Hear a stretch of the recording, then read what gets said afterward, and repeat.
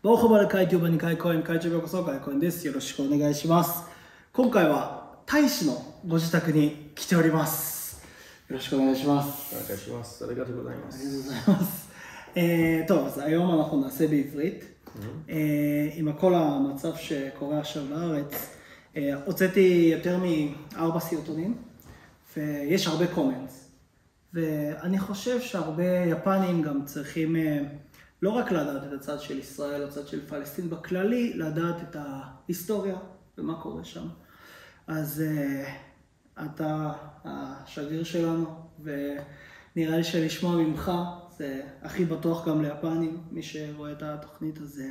אני אתן לך את כל השאלות שקיבלתי מצופים, וזה בסדר אם אני אשאל אותך כל מיני שאלות? 大丈夫です。大丈夫です。ありがとうございます。では早速1問目から始めていきましょう。אז אפשר לדעת למה זה קורה? אני יודע שזו שאלה גדולה, אבל מהיסטוריה, איך זה קורה ולמה זה קורה המצב הזה ולמה זה כזה גדול עכשיו? למה כולם מדברים על זה עכשיו? ההיסטוריה של עם ישראל בארץ ישראל הולכת אחורה 3,500 שנה. היינו עם במצרים, עם של עבדים, ומשה הוציא אותנו ממצרים. הלכנו במדבר והגענו לארץ ישראל. עכשיו בדיוק חגגנו את החג של סוכות, זה החג שבו יושבים בסוכה.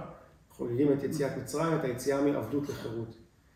הגענו לחירות בארץ ישראל, ארץ כנען זה נקרא אז, וחיינו שם. חיינו כעם יהודי, לארץ המובטחת. ושם בנינו את הקוממיות, את העצמאות של עם ישראל, של העם היהודי. אחרי בערך 1,000 שנה, הגיעו הרומאים וגירשו את היהודים, הפיצו אותם, הרסו את בית המקדש, זה היה לפני 2,000 שנה. 2,000 שנה אחר כך היהודים נפוצו בכל העולם, הייתה השואה של העם היהודי, שהנאצים הרגו 6 מיליון בני העם היהודי, התכוונו להרוג את כל היהודים בעולם, לשמחתנו הם לא הצליחו. וב-1947 התקבלה החלטה בעצרת הכללית של האו"ם, של האומות המאוחדות בניו יורק, שאמרה שצריך לחלק את פלסטינה, ארץ ישראל, לשתי מדינות, כי היהודים התחילו לחזור אחרי השואה, וחיו גם בישראל, הייתה שם אוכלוסייה פלסטינית, והחליטו שתהיה מדינה ערבית ומדינה יהודית. היהודים קיבלו, שמחו, אמרו למרות שזו הייתה כל הארץ שלנו, שאלוהים הבטיח לנו וחזרנו ממצרים וכו', אנחנו מסכימים להתחלק עם הפלסטינים. לנו יהיה חלק ולפלסטינים חלק. הפלסטינים סרבו ופתחו במלחמה יחד עם צבאות ערב ב-1948, כשישראל הוקמה, ישראל הכריזה על עצמאות, הפלסטינים סרבו, לא רצו. אמרו, כל המדינה היא שלנו. ומשם ההיסטוריה נמשכת, כאשר יש מדינת ישראל, והפלסטינים סרבו, עדיין מסרבים, ואז היו כמה מלחמות עם העולם הערבי, והתחיל תהליך של שלום, אחרי מלחמת יום כיפור עם מצרים, אחר כך עם ירדן. היום יש לנו עוד מדינות בעולם הערבי, איחוד האמירויות, בחריין, מרוקו, אולי בעתיד גם עם סעודיה. והפלסטינים ממשיכים לסרב. היו הצעות באוסלו בתחילת שנות ה-90, ואחרי זה בשנת 2000, ואחרי זה בשנת 2006. תמיד הפלסטינים אמרו לא.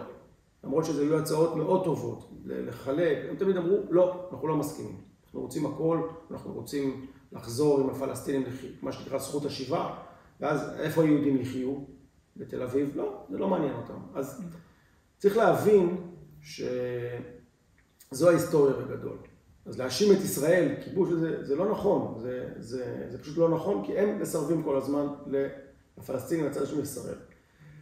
בכל מקרה, בעזה יש את יהודה ושומרון, ויש את עזה, אנחנו רואים את המפה. בעזה אנחנו עזבנו את עזה לחלוטין ב-2006. הפסקנו להיות שם, לא מחנות צבאיים, לא התיישבות של יהודים, כלום. אמרנו, עזה, תחיו לבד, תחיו בעצמכם, נעזור לכם, נקרא ליפנים, נקרא לעולם, לעזור לכם, להיות כמו סינגפור, כמו הונג קונג. תוכלו לייצא, תוכלו לעשות נמל, תוכלו לעשות שדה תעופה, תבואו לעבוד בישראל, בואו נחיה כשכנים טובים.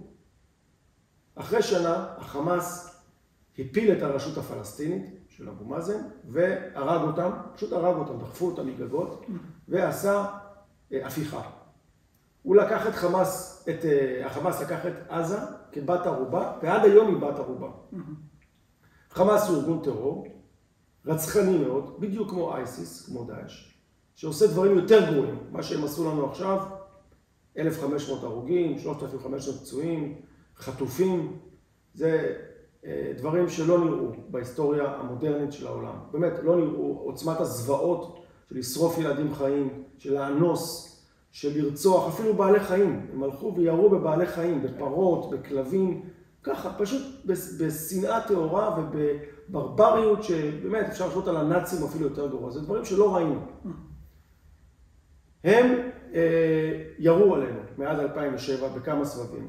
והסבב האחרון, והפעם האחרונה לפני שבוע, ביום החג שלנו, חג סוכות שעליו דיברתי, באו, נכנסו לישראל, ירו עלינו מעל 5,000 טילים, וחטפו ישראלים משפחות, רצחו משפחות שלמות, שרפו בתים, אנסו, עשו דברים, הוציאו להורג מסיבה של מאות ישראלים שרצו לחגוג ולשמוח ולשיר ולרקוד, פשוט הלכו והרגו ושחטו את כולם.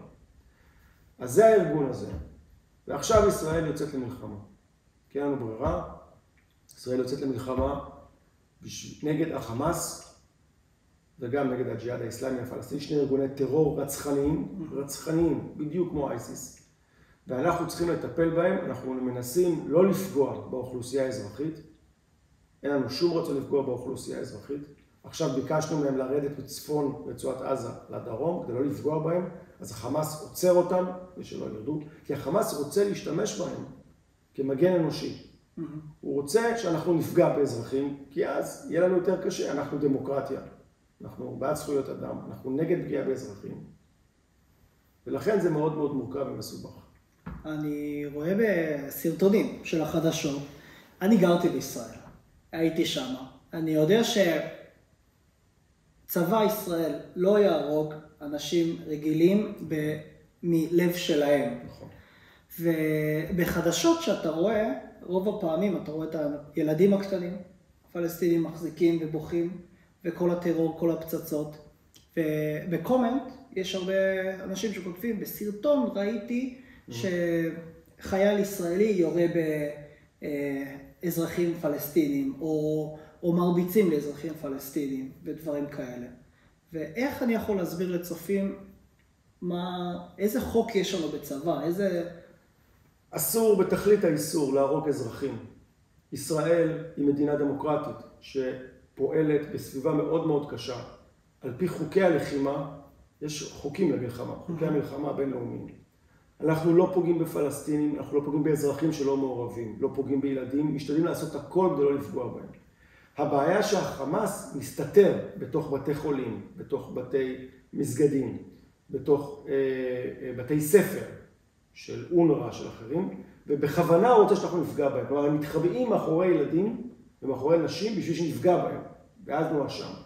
ישראל, זה ההבדל בין ישראל לחמאס. בשביל ישראל, כל ילד שמת או נפגע ברצועת עזה, זה טרגדיה. באמת, אנחנו לא רוצים שזה יקרה. בשביל חמאס, כל ילד שנרצח בישראל, זה סיבה למסיבה, לשמחה גדולה מבחינתם. תראה איך נשיא איראן דרך אותם. זה ההבדל בין קבוצה שהיא של טרוריסטים, רוצחים, פשוט ברברים שאי אפשר לתאר את האכזריות שלהם, לבין מדינה שצריכה להילחם בטרור ולהשתדל לא לפגוע באזרחים, זה מאוד מאוד קשה. עכשיו, אנשים באים ואומרים, מה החוקים? מי שהרג בפלסטינים בדם קר, יושב בכלא, נשפט ובכלא. היה לנו פרשה עם חייל שירה בפלסטיני, מחבל, שניסה לעשות פיגוע, והוא עדיין היה חי, והוא ירה בו והרג אותו, החייל הזה נכנס לכלא. אוקיי? נכנס לכלא. היה לנו לצערי אנשים, כמו עמי פופר, כמו זה שירו במחבלים, הם בכלא למאסר העולם. אסור לעשות את הדברים האלה מבחינת. ישראל היא מדינת חוק. ועוד בצד השני, להרוג ישראלים ויהודים באשר הם, זה דבר שהם אוהבים לעשות אותו, רוצים לעשות אותו, והם רוצים להרוג יהודים רק בגלל שהם יהודים. עכשיו באים אנשים ואומרים שיהיה פרופורשנל. מה פרופורשנל? שאני אשלח עכשיו 3,000 אנשים לרצוח ולאנוס ולשרוף? כמו שהם עשו לנו, שאני אהרוג ילדים, איזה פרופורשן, שמה אני אעשה בדיוק. ולכן הדברים האלה פשוט בלתי מתקבלים על הדעת. כשמדברים על המצב ההומניטרי בעזה, צריך לדבר גם על המצב ההומניטרי של ישראל. גם לישראלים יש זכות לחיות בשלום, לחיות בשלווה, לגדל את הילדים שלהם, לא להיות תחת איום של טרור ושל טילים ושל רצח ושל חטיפה. וזה המחויבות שלנו כלפי העם שלנו, כמו שליפן, אני מאמין, יש את המחויבות כלפי העם שלה.